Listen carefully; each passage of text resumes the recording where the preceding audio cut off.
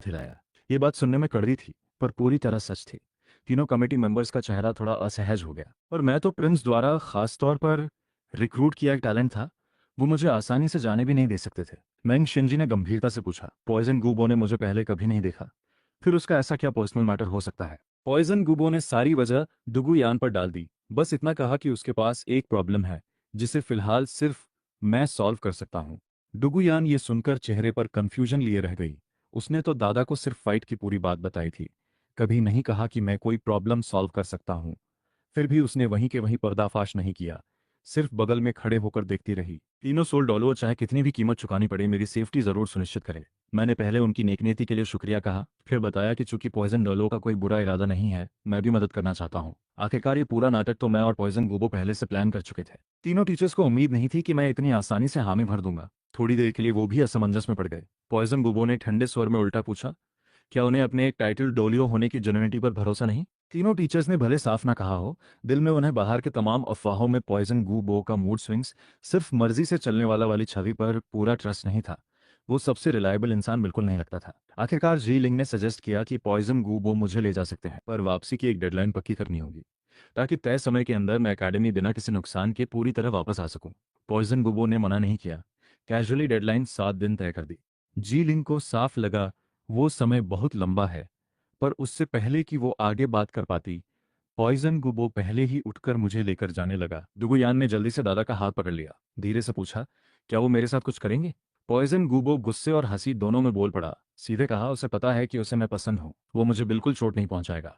डुगुयान तुरंत शर्मिंदा होकर इनकार करने लगी, हमारे साथ जाने की भी जिद करने लगी, पर पॉइजन गुबो ने उसका सिर सहलाकर उसे एकेडमी में ही आराम से रुकने को कहा। वादा किया कि जो बात कह दी वो कभी नहीं टालता। हमें जाते देख मैंग शेंजी ने तुरंत जीलिंग को पैलेस भेजकर पूरी बात शुए किंगहे को रिपोर्ट करने को कहा। आखिरकार मैं न सिर्फ एकेडमी का स्टूडेंट हूँ, बल्कि प्रिंस द्वारा खास तौर पर रिक्रूट किया गया टैलेंट भी हूँ। पॉइजन गुबो रॉयल फैमिली का रिस्पेक्टेड गेस्ट भी है, शुए किंगहे का टीचर भी है, और साथ में 7 ट्रेजर ग्लेज्ड सेक्ट का सेक्ट नेता भी, जो सिर्फ रॉयल फैमिली और टॉप 3 सेक्ट्स की हैसियत थी। पॉइजन डोलो की स्पीड बेहद तेज थी। आसपास दृश्य तेजी से पीछे भागते गए। जल्द ही हम सनसेट फॉरेस्ट के बाहरी हिस्से तक पहुंच गए। पॉइजन गुबो ने मुझे बताया कि वो आमतौर पर यहीं आराम करता है, बस मुझे उसका पॉइजन बैकलैश सॉल्व करना है। आगे कभी भी कोई मुसीबत आए तो सनसेट फॉरेस्ट आकर उसे ढूंढ सकता हूँ। जितना उससे हो सकेगा वो जरूर मदद करेगा। ये बात एक पॉइजन डोलो के मुंह से निकला हुआ सीधा वादा था। कल रात वाले उस पल के बाद उसे सच में यकीन आ चुका था कि मेरी एबिलिटी सच में उसका शरीर बेहतर कर सकती है। ये सिर्फ खोखली बातें नहीं। जंगल में घुसने से पहले मैंने पॉइजन ग्यूबो को पहले ही बता दिया कि मैं मेडिसिन बनाते वक्त किसी भी डिस्टर्बेंस से नहीं चाहूंगा, ना ही चाहूंगा कि कोई प्रक्रिया देखे। पॉइजन गुबो भले नाराज हो, फिर भी मेरे सीक्रेट की इज्जत करने को राजी हो गया। सनसेट फॉरेस्ट में गुजरते हुए, ये तो मेरा खुद बनाया हुआ पॉइजन एरे है। सोल डोलो भी अगर सीधे आए तो इसका पॉइजन झेल पाना मुश्किल है। उसने मुझे एक पिल फेंकी, कहा, मुंह में रखने से थोड़ी देर के लिए पॉइजन से इम्यूनिटी मिल जाएगी। मैंने बिना सोचे तुरंत वो पिल खा ली। ये देखकर पॉइजन गुबो की आंखों में और भी रिस्पेक्ट आ गया। उसने कहा कि मैं वाकई उस पर ट्रस्ट करता हूँ। मैंने उल्टा पूछा, क्या वो भी उतना ही मुझ पर ट्रस्ट करता है? पॉइजन गुबो ने बस इतना कहा, अगर ट्रस्ट ना करता तो मैं तुझे अपने असली छिपने के ठिकाने तक नहीं लाता। पॉइजन अरे पार करने के बाद सामने एक ऊंचा पहाड़ खड़ा दिखा। जितना उसकी चोटी के करीब पहुंचता गया, दिल में जोश उतना ही बढ़ता गया, क्योंकि वो जगह जिसने डुलुओ कॉन्टिनेंट के अनगिनत टैलेंट्स की तकदीर बदल दी, अब बिल्कुल सामने थी। पहाड़ी की चोटी पर पहुंचते ही एक उल्टा शंकु जैसा घाटी दिखाई दी। गहराई से लगातार धुआं सा भाप उठ रहा था। पॉइजन गुबो मुझे लेकर घाटी में कूद गया। असली आइस फायर ट्विन आइज आखिरकार सामने प्रकट हुआ। घाटी के बीचों बीच एक ओवल शेप जल स्रोत था। आधा पानी लाल था, आधा नीला। दोनों के बीच की सीमा साफ थी, ठंडी और गर्म। दो अलग अलग एनर्जीज एक दूसरे से टकराकर लगातार भाप बना रही थी। यही थी कॉन्टिनेंट के 3 सबसे बड़े ट्रेजर स्पॉट्स में से एक, आइस फायर ट्विन आइज। दोनों उल्टी अवस्थाएं एक दूसरे को काउंटर करती हैं। नॉर्मल प्लांट्स यहाँ जिंदा नहीं रह सकते, बस सच में रेयर हर्ब्स ही यहाँ तेजी से बढ़ पाते हैं। इंसानों और सोल बीस्ट्स के लिए यहाँ का एनवायरनमेंट बेहद खतरनाक है। एक्सट्रीम कोल्ड और एक्सट्रीम हीट साथ साथ मौजूद है।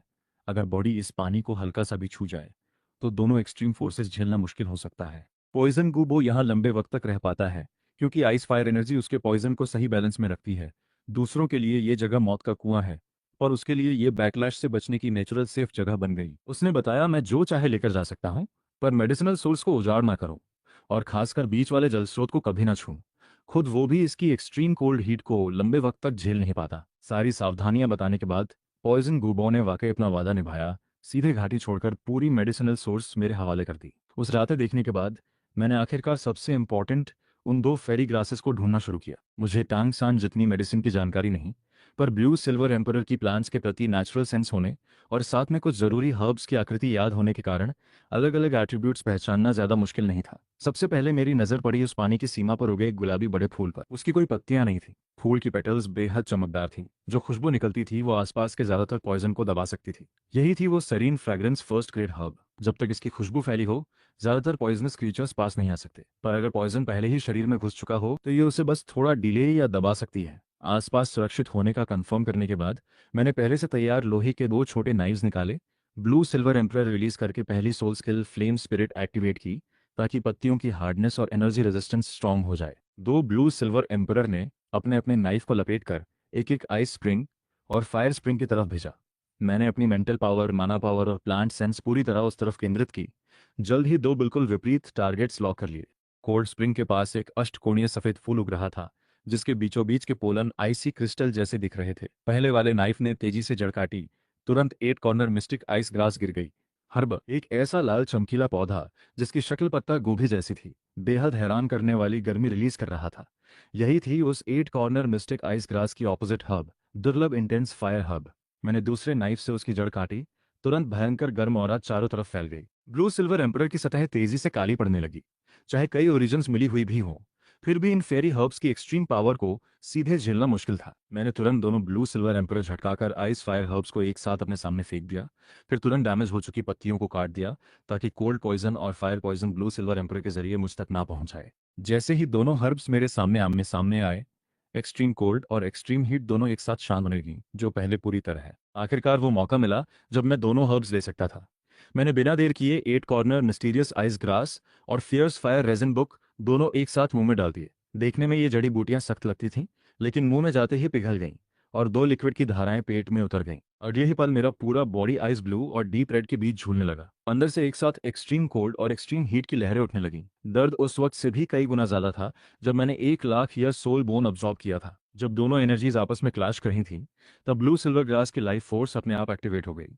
बॉडी के अंदर से हल्की हरी रोशनी आई जो किसी तरह जीवन को बनाए रखे हुए थी। मैंने दर्द को दबाया, आउटर क्लोथ्स उतारे, आखिरी ताकत लगाई और उस जगह कूद पड़ा जहां आइस स्प्रिंग और फायर स्प्रिंग मिलती थी। जैसे ही बॉडी पानी से छुई, कॉन्शियसनेस एक्सट्रीम एनर्जी की चपेट में आ गई और मैं बेहोश हो गया। बॉडी पानी में धीरे धीरे डूबती रही, लेकिन वो हरी लाइफ लाइट कभी नहीं बुझी। वो आइस फायर एनर्जी से तपती हुई मेरिडियम्स और बोन्स को लगातार रिपेयर करती रही। उसी वक्त दूर तियांदो पैलेस में शुए चिन्हे को खबर मिली कि दुगुबो मुझे एकेडमी से ले गया है। वो तुरंत उठा और सबको बुला लिया। पूरा किस्सा शुरू से सुना। सुनने के बाद वो पैलेस में आगे पीछे टहलने लगा। दुगुबो और उसके बीच कोई सीधा कॉन्फ्लिक्ट नहीं था। दुगु यान के बिहेवियर को देखकर शुए किन्हे ने अंदाजा लगाया कि शायद दुगुबो की मुझ में कोई खास दिलचस्पी नहीं है, बल्कि हो सकता है डुगु यान को मुझसे कुछ फीलिंग्स हो, और इसीलिए उसने ग्रैंडफादर को अकेडमी बुलाया हो। यह सोचते ही शुए किन्हे ने सिर हिलाया। लेकिन चाहे मैं खुद गया हो या नहीं, जिस प्रिंस ने खुद मुझे रिक्रूट किया था उसे कंसर्न दिखाना जरूरी था। अगर मेरी और दुगुबो की कोई डील भी हो, तो भी शुए किन्हे को अपना एटीट्यूड दिखाना था। इसी से भविष्य में वो मुझे अपनी साइड पर खींच सकता था, बजाय इसके कि मैं डुगू की तरफ जाऊं। ये सोचकर शुए किन्हे ने तुरंत गिफ्ट तैयार करवाए और 7 ट्रेजर ग्लेज्ड सेक्ट के सेक्ट मास्टर निंग फेंजी को इनवाइट करने की बाओ सिटी भेजा। इस लेवल के बड़े फिगर के सामने डुगुबो को भी थोड़ी तो रिस्पेक्ट देनी ही पड़ती। पहले कियान जियान शुए ने प्लान किया था कि धीरे धीरे मुझे रिक्रूट करेगा, लेकिन मैंने पहले ही डुगुबो से कांटेक्ट कर लिया था। अब प्लान बदल गया था और उसे पहले से अपनी वैल्यू दिखानी थी।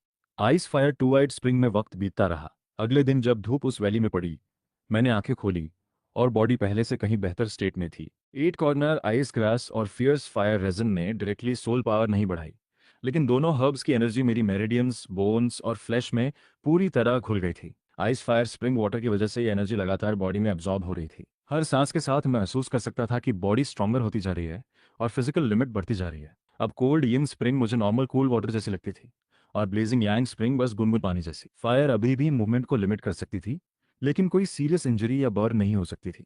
एक्सट्रीम टेम्परेचर अब मेरी स्टेट को ज़्यादा अफेक्ट नहीं कर सकती थी। सबसे बड़ी सरप्राइज सेकंड सोल रिंग से आई। जैसे जैसे फिजिकल बॉडी इतनी इंप्रूव हुई, वो सोल रिंग जो पहले ग्रो नहीं कर पाई थी, वो फिर से इवॉल्व हो गई। उसकी ईयर लिमिट सीधे 5,000 से बढ़कर 9,000 साल हो गई। बस एक और स्टेप और मेरी second soul ring 10,000 year level cross कर लेगी। रही बात थर्ड सोल रिंग की, तो सोल ट्रेमर प्रॉब्लम सॉल्व होते ही मैं डायरेक्टली एक ट्रू 10,000 ईयर सोल बीस्ट को चैलेंज कर सकता हूँ। 7 साल की उम्र में 2 ring, 1 lakh year soul bones, 9,000 year birth right second soul ring और water fire resistant body. Ice fire टू वाइड में एक रात में मेरी स्ट्रेंथ एक बार फिर बढ़ी। फिर ब्लू सिल्वर ग्रास रिलीज की। ग्रास की लीव्स में कोई ऑब्वियस चेंज नहीं था, बस धूप में उन पर हल्के रेड और वाइट रंग की मिक्स शिमर दिख रही थी। ये प्रूफ था कि एट कॉर्नर आइस ग्रास और फियर्स फायर रेजिन की एनर्जी सच में फाइव सोल ओरिजिन में मौज हो गई थी। जब बाकी एनर्जी पूरी तरह डाइजेस्ट हो जाएगी तब ब्लू सिल्वर ग्रास में और नए चेंजेस आ सकते हैं। ब्लू सिल्वर ग्रास वापस लेने के बाद मैंने एक गहरी सांस ली और पहली बार खुद से सेकेंड सोल, पांचवी सोल को रिलीज किया। बॉडी के अंदर से गोल्डन लाइट फूटी, दोनों आंखें प्योर गोल्ड हो गईं, काले बाल गोल्डन लाइट में जल उठे। अगले ही सेकंड में पीठ से एक जोड़ी सफेद पंख उगाए, मेरा बॉडी जैसे ग्रेविटी से आजाद हो गया हो। धीरे धीरे जमीन से 1 फुट ऊपर उठ गया। एक गोल्डन शैडो भी दिखी जिसके पीछे 3 जोड़ी पंख थे, लेकिन मेरे अभी सिर्फ एक जोड़ी थी। 6 winged angel soul. Soul saint बनने के बाद 4 विंग्स प्यूरिफाई होंगे और ट्रू टाइटल डोरू बनने के बाद ही 6 विंग्स पूरी तरह खुल सकते हैं। लेकिन अभी भी यह कॉन्टिनेंट का सबसे टॉप लेवल सोल में से एक है। एंजल सोल में नेचुरली फ्लाइंग एबिलिटी होती है, एक्स्ट्रा फ्लाइट सोल स्किल की जरूरत नहीं। स्टार्टिंग पॉइंट ही ऑर्डिनरी सोल मास्टर से बहुत ऊपर है। और सबसे इंपॉर्टेंट बात यह है कि 6 विंग्ड एंजल और ब्लू ईगल एम्परर की तरह इसका भी अपना इनेट डोमेन है। भविष्य में जब पूरी तरह मैं पहले से ही लेवल 30 तक पहुंच चुका था, लेकिन मैंने तुरंत थर्ड सोल रिंग लेने का प्लान नहीं बनाया, क्योंकि बॉडी में अभी बहुत सारी आइस फायर एनर्जी बाकी थी जो पूरी तरह अब्जॉर्ब नहीं हुई थी। अभी जल्दी में सोल हंटिंग करने का मतलब था इस फिजिकल लिमिट अपग्रेड के चांस को वेस्ट करना। कम से कम जब तक बॉडी करंट लिमिट तक पुश ना हो जाए तब तक थर्ड सोल रिंग के लिए जाना ठीक नहीं। इससे ही वो सोल बीस्ट मिलेगी जो मेरे लायक होगी। वैसे सोल रिंग के बिना भी सोल पावर एक्यूमुलेट होती रहती है। इस दौरान मुझे एनर्जी डाइजेस्ट करनी थी और साथ ही डुगुबो का ट्रीटमेंट जारी रखना था, ताकि वो मेरी वैल्यू को पूरी तरह एक्सेप्ट कर सके। मैंने सोल वापस ली, कुछ हर्ब्स जो ब्लड सर्कुलेशन में हेल्प करती हैं वो चुनी, उन्हें पहले से तैयार कॉल्ड्रन में डाला और हीट से लिक्विड बनाया। जब लिक्विड तैयार हुआ उसमें चुपचाप अपने खून की एक बूंद मिला दी। यही असली मेडिसिन थी। दोनों हर्ब्स की पावर ब्लड में घुल चुकी थी, जो दुगु बो के बॉडी में मौजूद टॉक्सिन्स को जेंटली गाइड करके सोल बोन की तरफ ट्रांसफर कर सकते थे। जैसे ही मेडिसिन रेडी हुई, दुगु बो पहाड़ से नीचे आया। उसने मेरे सामने कॉल्ड्रन देखा और क्लियरली सरप्राइज हुआ। उसे एक्सपेक्ट नहीं था कि मैं सिर्फ हर्ब्स आइडेंटिफाई नहीं कर सकता, बल्कि मेडिसिन भी बना सकता हूँ। मैंने ज़्यादा एक्सप्लेन नहीं किया, बस मेडिसिन उसकी तरफ बढ़ाई और पहले पूछा, डुगू सीनियर, आपके पास कोई सोल बोन है क्या? डुगू वो थोड़ा रुका, फिर माना कि उसके पास हेड सोल बोन है। मैंने उसे बताया कि ये सिम्टम ट्रीटमेंट है, इस तरह टॉक्सिन्स बॉडी को और नुकसान नहीं पहुंचाएंगे और ओरिजिनल टॉक्सिक अटैक भी अफेक्ट नहीं होगा। ये मेथड एक बार में सब ठीक नहीं करेगा, लेकिन रात को होने वाले बैकलैश को काफ़ी कम कर सकता है। लगातार ट्रीटमेंट से कम उसे वो पूरे बॉडी में इलेक्ट्रिक जोल्ट जैसा दर्द नहीं झेलना पड़ेगा। डुगुबो ने तुरंत मेडिसिन नहीं पी, बल्कि पूछा कि रूट ट्रीटमेंट क्या है। मैं एक पल के लिए चुप रहा, फिर बोला, वो सिर्फ थ्योरी में एग्जिस्ट करता है, सक्सेस की चांस शायद 10% से भी कम है। अगर किसी तरह सक्सीड भी हो जाए तो भी जरूरी नहीं कि सोल पॉइजन सॉल्व हो जाए, बल्कि उसकी एग्जिस्टिंग टॉक्सिक पावर से कॉन्फ्लिक्ट हो सकता है। वर्स्ट केस में कल्टीवेशन डैमेज हो और बॉडी की प्रॉब्लम फिर भी रहे। जो थ्योरी मैंने बताई वो थी पोस्ट सोल मास्टर एरा की soul condensation concept. Massive soul power को हाईली कंप्रेस करके एक स्टेबल कोर बनाओ, जिससे बॉडी की सारी पावर कंट्रोल हो और टॉक्सिन्स फ्रीली नहीं फैल पाए। लेकिन मुझे सिर्फ बेसिक कॉन्सेप्ट पता था, एक्चुअल मेथड नहीं। और वैसे भी डुगुबो के बॉडी में पहले से ही कुछ ऐसा था जो सोल कंडेंसेशन जैसा था, पॉइजन कोर। इसका मतलब था कि normal condensation method root cause शायद सॉल्व ना कर पाए। पॉइजन कोर उसकी ज्यादातर कल्टीवेशन कैरी करता था। एक बार डैमेज हुआ तो पावर बहुत कम हो जाएगी, और अगर ये मेथड उसे भी कंप्लीटली इफेक्टिव नहीं रहा तो भी वो रुका नहीं। दुगुबो ने मुझे ऐसे देखा जैसे कोई एलियन देख रहा हो और पूछा, क्या यह आइडिया मैंने खुद बनाया है? मैंने बिना एक्सप्रेशन बदले कहा, एक पुरानी इनकम्प्लीट एंशियंट बुक में ऐसा कुछ पढ़ा था। वो क्लियरली बिलीव नहीं कर रहा था, लेकिन पूछा भी नहीं। दुगुबो खुद सालों से टॉक्सिन स्टडी कर चुका था। वो जानता था कि यह अननोन मेथड सोल बोन में टॉक्सिन स्टोर करने से कहीं ज्यादा रिस्की और अनसर्टेन है। आखिरकार उसने सिर उठाकर मेडिसिन पी ली, फिर बैठकर टॉक्सिन्स को हेड सोल बोन की तरफ गाइड करने लगा। मैं पास के उस रेयर हर्ब गार्डन में जाकर मेडिटेट करने बैठ गया, बाकी बची एनर्जी अब्सॉर्ब करने। वक्त गुजरता रहा। अचानक दुगु ने आंखें खोली। उसके चेहरे पर खुशी छुपाए नहीं छुप रही थी। भले ही सिर्फ थोड़े से टॉक्सिन्स ट्रांसफर हुए थे, लेकिन ये प्रूव हो गया था कि मेथड काम करती है। इसका मतलब था कि आगे से उसे सोल बैकलैश नहीं झेलनी होगी, और इसका मतलब था कि दुगु यान को भी फैमिली कर्ज से बाहर निकलने का चांस मिल सकता था। वो अपने पुराने लोगों की तरह टॉक्सिन से जल्दी नहीं मरेगी। डुगुबो ने मेडिटेट करते मुझे देखा और उसकी नज़र धीरे धीरे कॉम्प्लेक्स होती गई। इतनी कम उम्र में डुगु यान को भी मुझमें इंटरेस्ट था। यू तियानहेंग को मैंने डायरेक्ट फाइट में हराया था, तो फिर वो blue lightning tyrant dragon clan का यंग मास्टर मेरे सामने कहाँ ठहरता है? जब मैंने मेडिटेशन खत्म की, डुगुबो ने तुरंत बताया कि मेडिसिन इफेक्टिव थी। फिर अचानक उसने पूछा कि मैंने कभी फॉर्मली कोई मास्टर किया है या नहीं। एटीट्यूड पहले से कहीं ज्यादा सीरियस था। मैंने सच में सिर हिला दिया, बोला, कभी नहीं किया। डुगुबो की आंखें चमक गईं और उसने ऑन द स्पॉट मुझे अपने डिसाइपल बनाने की ऑफर दी। वो क्लियरली चाहता था कि मास्टर डिसाइपल रिलेशनशिप से मुझे हमेशा के लिए अपने पास रोक ले, लेकिन मैंने बिना सोचे मना कर दिया।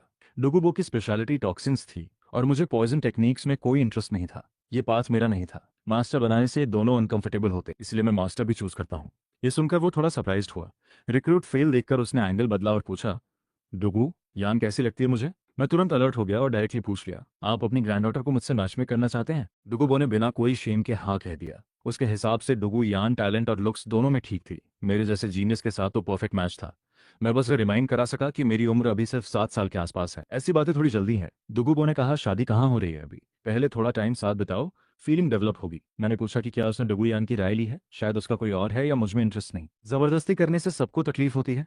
दुगुबो ने देखा मेरा फिलहाल कोई प्लान नहीं है तो पॉइंट छोड़ दिया। जाते जाते उसने रिमाइंडर दिया कि अगर डुगू यान को मिस किया तो बाद में ऐसा चांस नहीं मिलेगा। तभी डुगुबो ने अचानक भौहें चढ़ाई, जैसे बाहर कुछ फील किया हो। उसने कंफर्म किया कि मैं आइस फायर स्प्रिंग में सर्वाइव कर सकता हूँ और डिसाइड किया कि टेम्पररी वो लीव करेगा और ये जगह पूरी तरह मेरे लिए छोड़ देगा। जाने से पहले उसने एक ब्लू स्टोरेज बैग फेंका। ये एक स्पेशल स्टोरेज सोल टूल था जिसका नाम था रुई 100 ट्रेजर बैग। ये सिर्फ आइटम स्टोर नहीं करता था, बल्कि लिविंग थिंग्स और हर्ब्स को भी फ्रेश रख सकता था। अब जब भी हर्ब्स पिक करूंगा, एनर्जी फेड होने की टेंशन नहीं। मैंने रिफ्यूज नहीं किया, डायरेक्टली बैग कमर पर लगा लिया। फिर उसे रिमाइंड किया कि डुगू यान के लिए जल्दी सोल बोन अरेंज करे। डुगू बो ने कहा, रिमाइंड करने की जरूरत नहीं, लेकिन मन ही मन सोल बोन ढूंढना टॉप प्रायोरिटी बन गई। लेकिन डुगू बो के जाते ही वो वापस आ गया, मुंह उतरा हुआ। उसने बताया कि प्रिंस शुए किंगहे आया हुआ है सनसेट फॉरेस्ट के बाहर और पर्सनली मुझसे मिलना चाहता है। मुझे सरप्राइज नहीं हुआ। शुए किंगहे ने पर्सनली मुझे रिक्रूट किया था, तो जब मैं सडनली डुगुबो के साथ चला गया तो उसे कुछ तो रिएक्शन दिखानी थी। डुगुबो ने डायरेक्टली मेरा कंधा पकड़ा और साथ ले चला। सनसेट फॉरेस्ट से निकलते ही कुछ फेमिलियर और अनफेमिलियर फिगर्स दिखी। शुए चिंगहे इस बार तैयारी करके आया था। सामने एक एलिगेंट मिडिल एज्ड मैन खड़ा था। उसके बगल में एक चंचल सी छोटी लड़की और एक वाइट हेयर एल्डर था।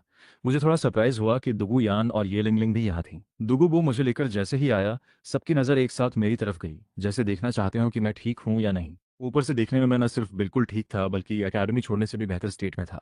और डुगुबो के साथ एटमॉस्फेयर नेचुरल था, जैसे कोई कॉन्फ्लिक्ट हुआ ही नहीं।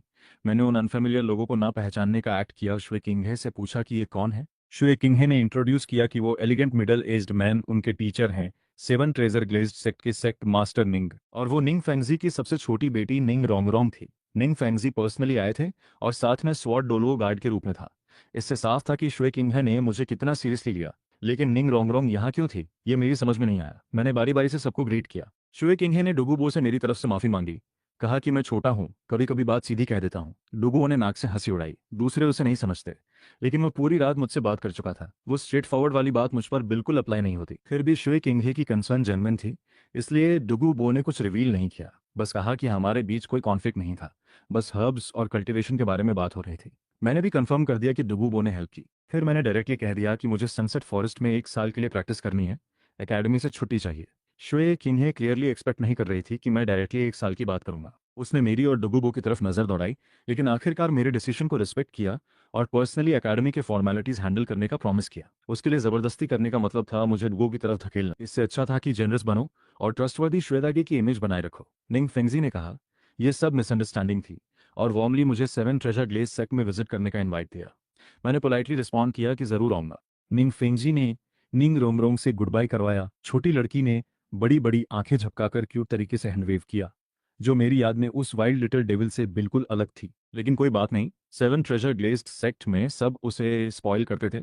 किसी ने कभी सच में अपोज नहीं किया, तो उसे अपनी पर्सनालिटी के प्रॉब्लम का पता कैसे चलता? मैंने लास्ट में डुगु यान और ये लिंगलिंग की तरफ देखा। डुगु यान ने हंसते हुए कहा, वो बस चेक करने आई थी कि ग्रैंडफादर ने कुछ छुपाकर गलत तो नहीं किया। ये लिंगलिंग ने झुककर धीरे से मुझे याद दिलाया कि मैंने उससे कुछ प्रॉमिस किया था। उसकी आवाज़ इतनी धीमी थी कि मुझे तुरंत याद नहीं आया। मैं बस वहीं खड़ा रहा। पास खड़े डुगु बो ने भौहें चढ़ा ली। उसे लगा था सिर्फ डुगु यान का मेरे साथ स्पेशल एटीट्यूड है, अब ये लिंगलिंग भी। डुगु यान को जल्दी याद आया कि मैंने ये लिंगलिंग को डायरेक्टली नाम से बुलाने की परमिशन दी थी। उसकी मूड भी थोड़ी कॉम्प्लेक्स हो गई, जैसे पहली बार सीरियसली नोटिस किया हो कि ये लिंगलिंग का एटीट्यूड मेरे लिए एक्चुअली अलग है। मैंने केयरफुली लिंगलिंग बुलाया। मैंने उसे बताया कि प्रैक्टिस में कुछ प्रॉब्लम आई है और उसे सॉल्व करने के लिए डुगु वो ही सबसे सूटेबल है। प्रॉब्लम सॉल्व होते ही मैं अकेडमी वापस आ जाऊंगा। ये लिंगलिंग थोड़ी डिसअपॉइंटेड थी, लेकिन आखिरकार उसने एक्सेप्ट कर लिया। डुगु यान ने मुझे कहा, 1 साल में इतना पीछे मत रह जाना। उसकी आवाज़ में एक कॉम्पिटिटिव स्पिरिट थी। मैं मन ही मन थोड़ा हेल्पलेस था। ये दोनों मुझसे उम्र में बड़ी हैं, लेकिन उल्टा मेरी चिंता कर रही हैं। लेकिन ऊपर से मैंने सीरियस होकर बोला, 1 साल बाद मिलते हैं। श्वेकीने और बाकी जल्दी आए थे, जल्दी चले भी गए। निंग फिंजी, स्वॉर्ड डोलुओ और निंग रोंगरोंग से मिला। 1 साल की छुट्टी भी मिल गई, कोई रियल कॉन्फ्लिक्ट नहीं हुआ। लेकिन डुगु बो अब मुझे बड़े अजीब तरीके से देख रहा था। बोला, मेरी उम्र कम है, लेकिन ऑलरेडी 2 लड़कियां स्पेशल हैं। देखने से पता ही नहीं चलता। मैंने उसकी ट्रोलिंग को इग्नोर किया और कहा, चलो जल्दी आइस फायर स्प्रिंग पर वापस चलते हैं। वैली में वापस आकर डुगुबो ने पूछा कि वो प्रैक्टिस प्रॉब्लम सच थी या फेक। मैंने बताया कि 1 साल बाद मैं स्टारडो ग्रेट फॉरेस्ट जाकर थर्ड सोल रिंग लेना चाहता हूँ और उस वक्त उसकी हेल्प चाहिए होगी। एक सही हायर सोल बीज ढूंढनी होगी। मैंने ये भी बताया कि टारगेट ईयर लिमिट शायद उसकी सोच से बहुत ज़्यादा होगी। डुगुबो ने डिसमिसिवली पूछा, थर्ड सोल रिंग सीधे 10,000 ईयर लेवल चैलेंज करना चाहूँ क्या? टोन में डाउट था, फिर भी उसने एग्री कर लिया। मैंने एक्सप्लेन नहीं किया क्योंकि 1 साल बाद डुगुबो ने भी क्लियरली कह दिया कि वो नहीं पूछेगा कि मैं आइस फायर स्प्रिंग में कैसे एडजस्ट हुआ, और ना ये पूछेगा कि कौन सी हर्ब्स ली। जब तक उसके कॉमन हर्ब गार्डन को कम्प्लीटली खाली ना कर दूं, हर्ब्स फ्रीली यूज कर सकता हूँ।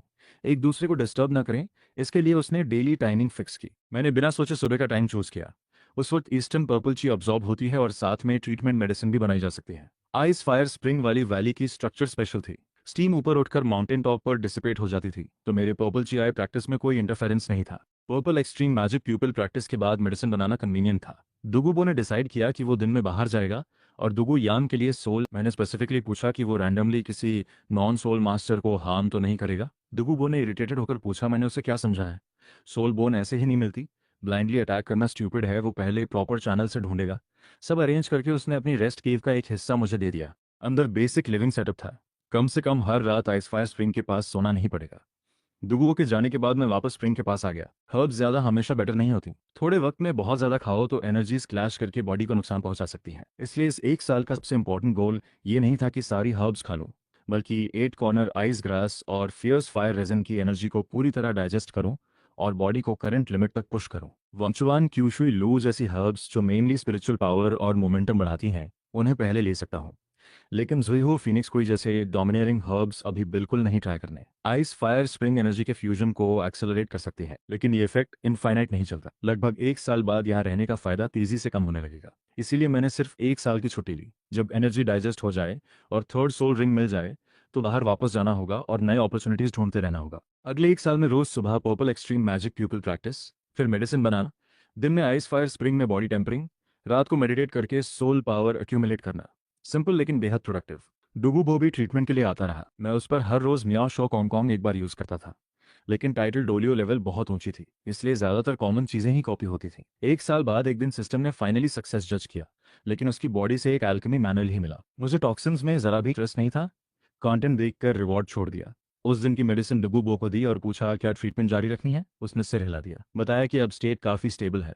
इस 1 साल में ज्यादातर अनकंट्रोल्ड टॉक्सिन सोल बोन में ट्रांसफर हो गए। अगर और फोर्सफुली क्लीन करें तो उल्टा बॉडी और टॉक्सिन्स के बीच बना बैलेंस टूट सकता है और नया बैकलैश आ सकता है। अब डुगुबो को कोई सीवियर पेन नहीं होती, स्ट्रेंथ और डेली लाइफ पर कोई इम्पैक्ट नहीं। इससे भी ज्यादा सरप्राइजिंग बात यह थी कि प्रॉब्लम सॉल्व होने के बाद उसकी सोल पावर एक लेवल बढ़ गई। ये डायरेक्टली मेडिसिन का इफेक्ट नहीं था, बल्कि इतने सालों से टॉक्सिन्स के दबाव में जो सोल पावर थी वो सडनली रिलीज हुई। डुगुबो की एक्यूमुलेटेड पोटेंशियल ने फाइनली ब्रेक थ्रू किया।